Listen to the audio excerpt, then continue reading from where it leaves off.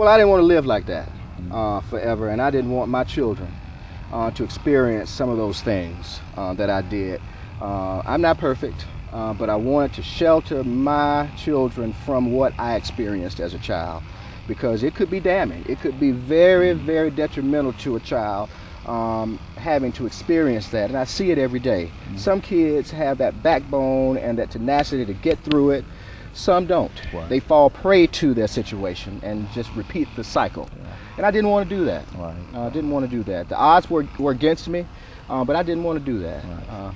Were there ever opportunities where you thought about dropping out of school, or maybe even getting involved into some of the madness that may have been a part of what you saw your father going through?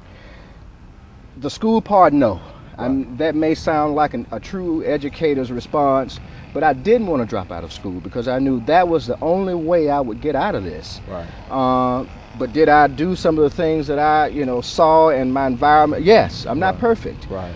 But it was just, me being tenacious, God being present, and a very strong mother, and siblings that we kind of rallied around each other, helped each other. And if it wasn't for all of those things in concert, I don't know what I'd be doing right now. Right. So there may be children who are facing similar situations who go to our schools every day, maybe even come to Riverdale Middle School. Oh, yes. What advice would you give them? Why should they stay encouraged? Why should they continue to make sure that their education is intact? And why should they do their best every day in spite of this situation that they may have at home? The situation won't last forever. When you're going through it, it seems as if you're the only one going through it. Right. That it's never going to change. But it took 10 years or so for me to get an education, to go to college, to work on my career, I thought I was a pretty good teacher, and to work hard. It took me some time to do it, but it will change. Yeah. Don't fall prey to your situation, and that's why I try to tell my kids all the time at Riverdale and at North Clayton Middle, where I taught. I use my story. I've told kids my story to let them know that, hey, whatever you want to do, you can do it.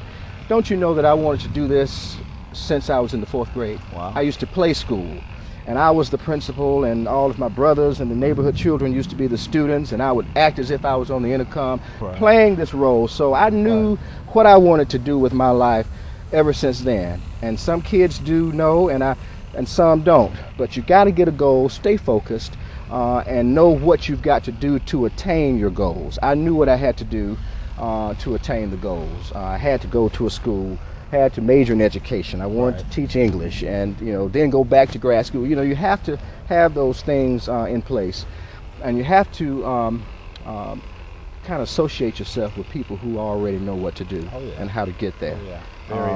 So the Morehouse program, trio program, helped me out with that, and also just having conversations with my teachers, with my classroom teachers. How do you be a teacher, Ms. Eason? And she would tell me what you have to do, and so you just have to ask the questions. Very much so. The roadmap is there, and I think that we'll find that many times when we know what questions to ask, or we know which people, as you stated, to ask those questions. Going forward, this is not only where you work, this is your home since childhood.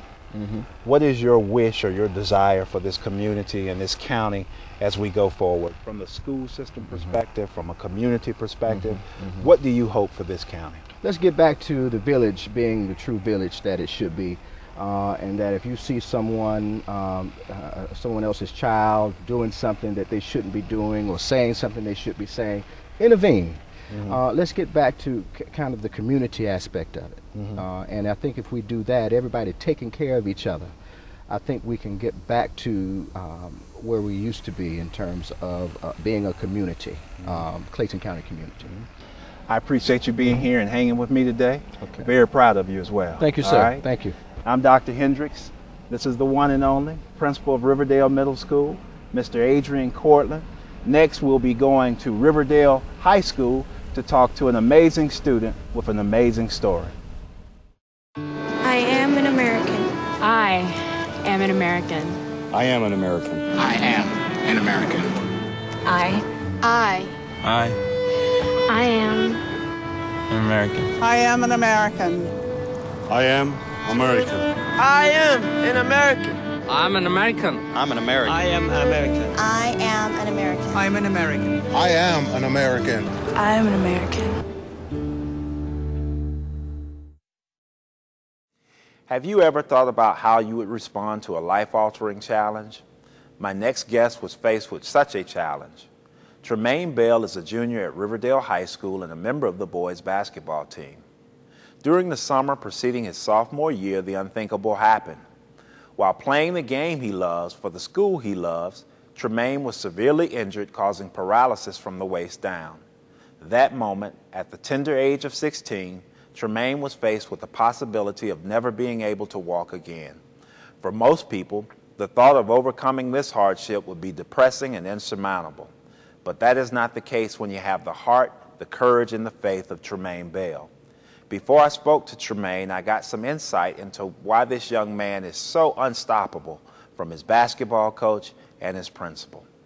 One of the things about Tremaine is that, as soon as we were able to get to the hospital to see him, he started speaking positively. The first thing he said was, Coach, I'll be back out there. And I was, trying to say, well, first let's see what the doctors say and let's move back in slowly. And he was like, yeah, but I'll be playing for you again. I've been in education about 17 years now, and I've seen a lot of things happen to students. And when you have something like this, something of this magnitude happen to a young kid in the 9th, 10th grade, to see how this kid has handled this situation is simply amazing. We have adults that can't really handle something of this magnitude, but Tremaine has really been a positive inspiration for all the kids here at Riverdale High School and for the kids that know him in the community at the middle school. I mean, he's an inspiration for everyone, even the adults. Meet one of the unstoppables, the incredible Tremaine Bell. First of all, how you doing, sir? And thank you for being here with me today. Good, yes, sir.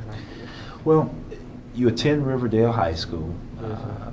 When you first got here, one of your great interests was basketball. Yes, sir. You were at summer practice, and something happened during that day that was life-changing, life-altering for you. Can you describe what happened, the occurrence that happened on that day? Yes, sir. It was summer league, like you said. We was working on transition defense, and so I'm on defense coming down, and they passed the ball to the dude that I'm guarding, and he goes to do a hook shot, and the ball come off the rim, so I'm going towards the rebound to get it, and next thing you know, I'm on my butt trying to get up, and he came down on my neck, and that was life-changing right there. Yeah. So the kid comes down on your neck. What do you feel? What happens after that? What are the steps that I'm sure you at some point in time you had to go to the doctor? What are all the things that happened and what was said to you about your injury? When it happened, I felt like a tingle in my spine, and I didn't know what it was. I just knew I fell, wanted to get back up and go get on offense. So I couldn't get up when I tried to. So coach came over and asked me could I get up, and I was like, no. So he told me to wait there for a minute. He came back over to check on me,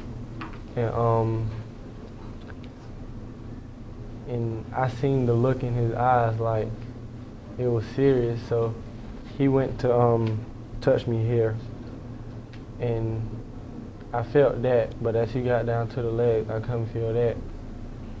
So right then I panicked, and Coach Smith came over and told me to say I believe. I said it at first, but then again I said it and I really meant it. So when I got on the ambulance, that's when I started feeling my legs better before when Coach touched it. So in the end result of what the doctors was telling you is that you were paralyzed. Yes, sir. From the waist down? Yes, sir. Okay.